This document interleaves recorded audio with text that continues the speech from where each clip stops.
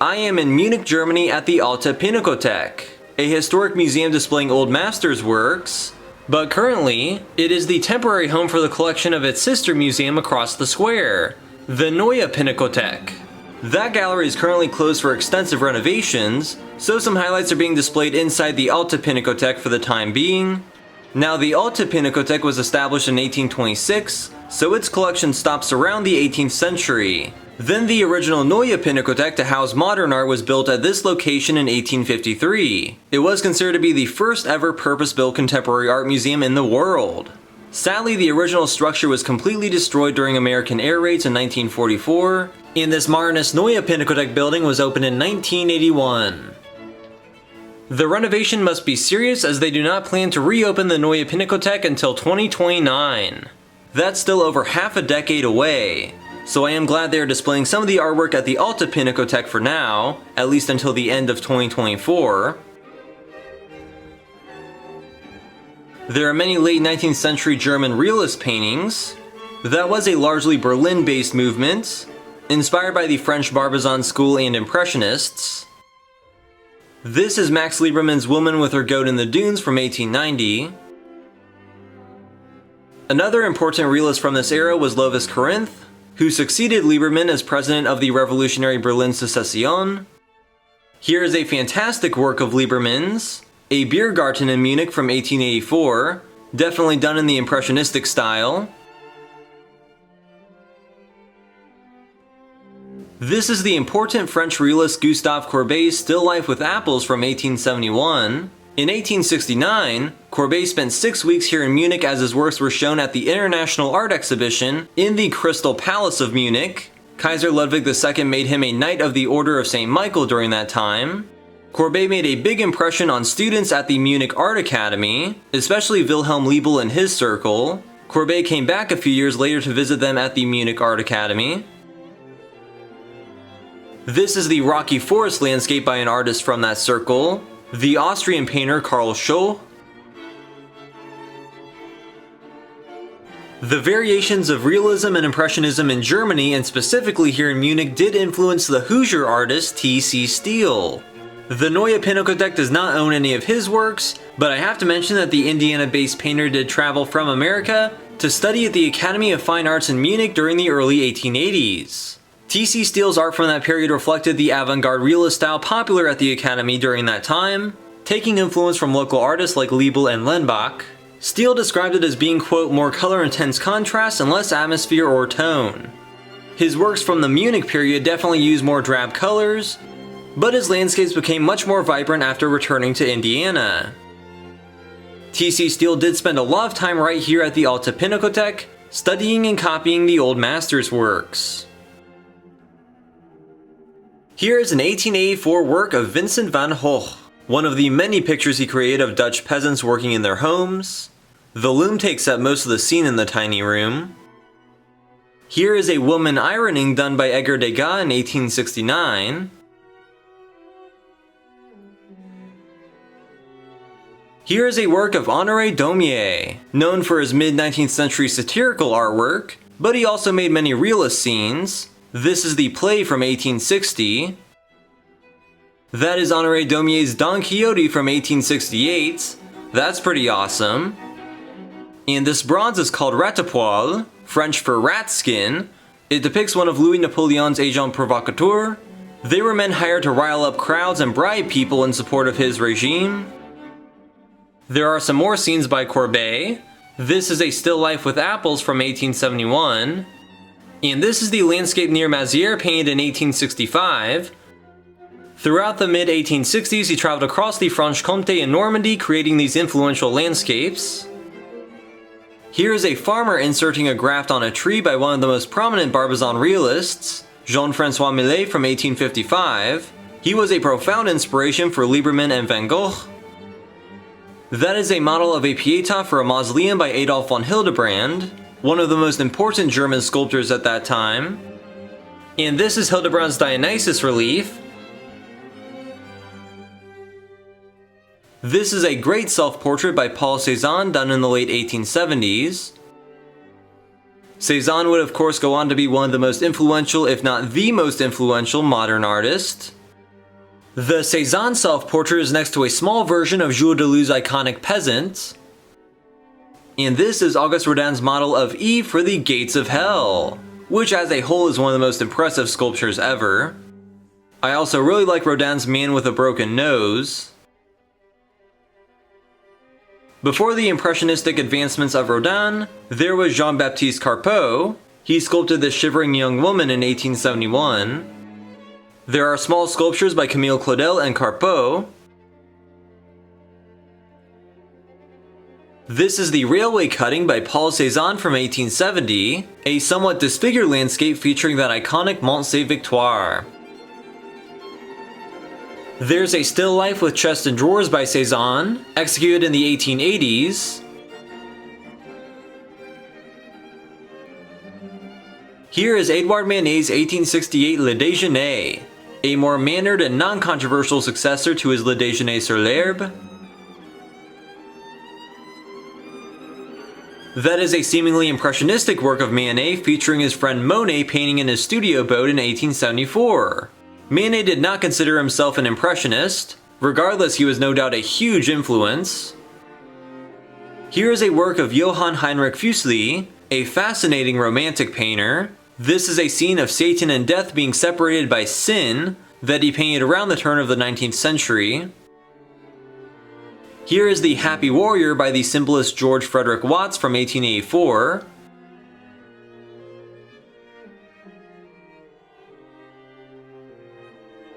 That is an interesting example of Odilon Redon's work.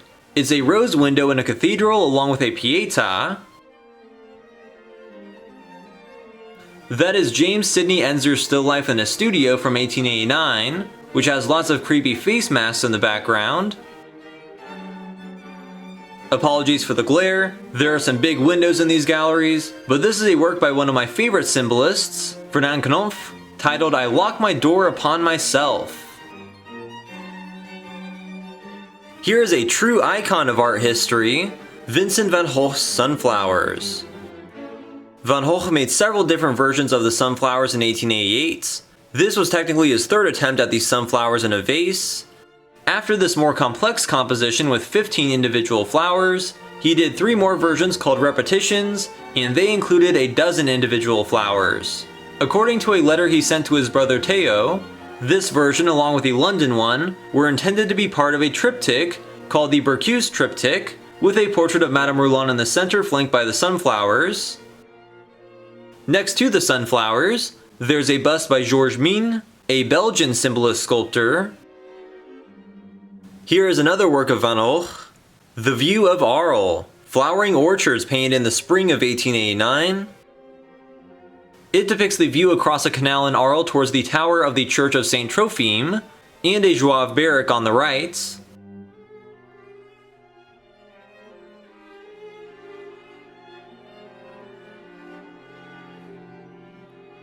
And this is the Plénière au Vert, one of the nearly 80 works that Vincent Van Gogh pushed through during the final 3 months of his life while living in Auvers-sur-Oise, France, where he ended up taking his own life amongst these very fields.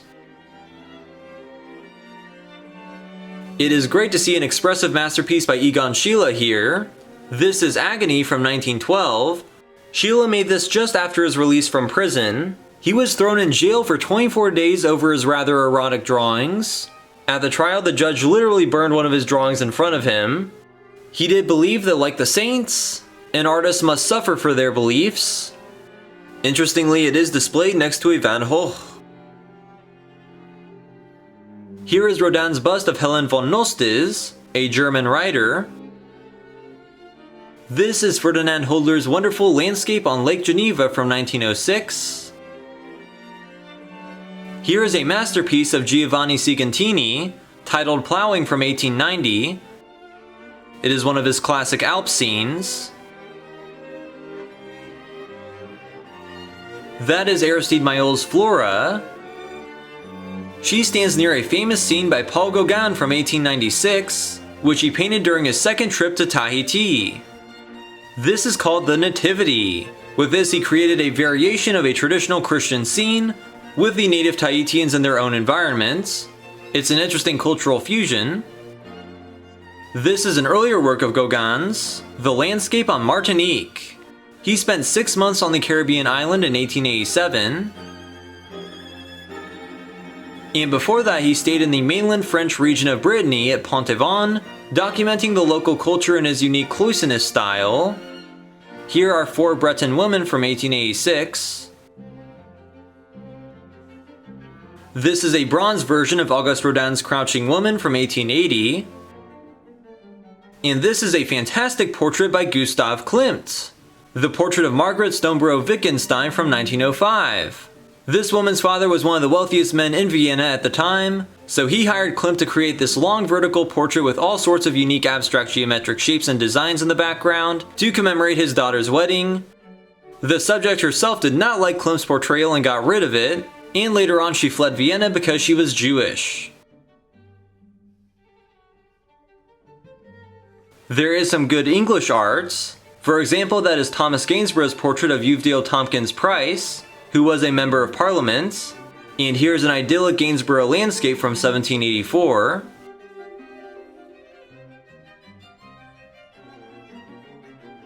These are portraits of the Hibberts by Gainsborough. A portrait by Thomas Gainsborough or Joshua Reynolds were highly esteemed in late 18th century England. Sir Thomas Lawrence was another important English portraitist. He did this portrait of the Earl of Talbot's sons in 1793. This is a dramatic seascape by J.M.W. Turner, titled Ostend from 1844. Turner's powerful compositions never fail to impress. This is Antonio Canova's sculpture of Paris. This is the great Antonio Canova's sculpture of the Trojan Prince Paris. Paris's affair basically spawned the Trojan War, then he hit Achilles in his heel. Here is a good and simple painting by Eugene Delacroix from 1825. It's just 2 farm horses by a barn. That's a more typical romanticized scene by Delacroix from 1856. Still utilizing vibrant colors and brushstrokes. That's an 1815 work by the English Romantic landscape painter John Constable.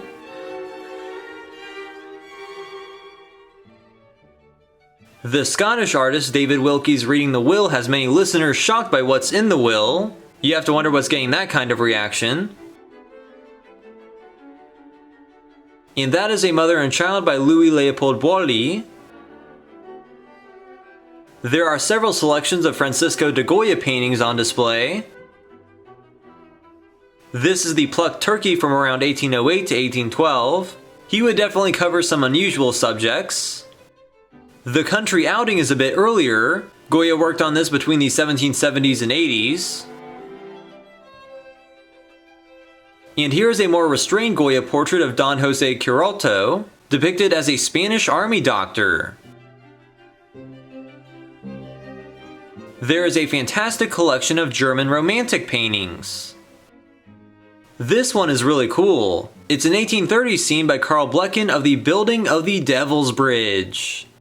The Rakotsbrück, or the Devil's Bridge in Saxony, is a one-of-a-kind and seemingly gravity-defying bridge that, according to legend, was built with the help of the devil in exchange for the soul of the first human who crossed it. This still exists and I definitely want to see it for myself. That is Carl Friedrich Schinkel's cathedral towering over a city from 1830. It looks like a scene out of a fairy tale. This is a scene of Copenhagen, Denmark, with the Frederiksholms Canal and Christian IV's brewery as it may have appeared in 1817. Here is a small work by perhaps the greatest German Romantic painter, Caspar David Friedrich. This is the Gartenbauer from 1818. Here's another Friedrich landscape of a marshy beach from 1832. This is Summer, the landscape with lovers executed in 1807 by Caspar David Friedrich. Here's a classic Friedrich, the Reisenberger landscape with rising fog, made between 1819 and 20. That is majestic. Here's another little one, the fir trees in the snow near Dresden. Johann Christian Dahl was a Norwegian Romantic. That is his Morning After a Stormy Night from 1819. This is a heroic landscape with rainbow from 1812 by Joseph Van Gogh. Here is a fantastic portrait of Vittorio Caldoni by Friedrich Overbeck. Vittorio Caldoni was an extremely popular model for the German artists living in Rome around 1820. They would often insert the young woman into idyllic environments and portray her as the perfect female in allegorical costumes. Little is known about the rest of her life, but there are a lot of paintings of her out there. Even Picasso did one decades after she was probably dead. That is a beautiful painting. Here's another example of Overbeck's work. He founded the Nezarene movement, which aimed to revive spirituality in art. He lived in Rome for much of his life, and here Italia and Germania unites. Of course, both nations actually did unite in the 19th century. That is an epic portrayal of the Schmadrikbach Falls by Joseph Van Gogh.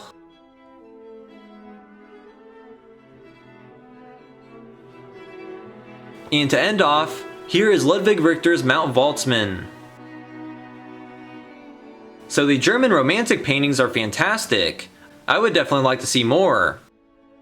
Actually, all the selections on display here at the Alte Pinakothek were great. It was nice to see several crucial centuries of European artwork on display together under one roof here at the Alte Pinakothek, but I look forward to seeing these pieces at the Neue Pinakothek as they are meant to be displayed in 6 or 7 years when that finally reopens.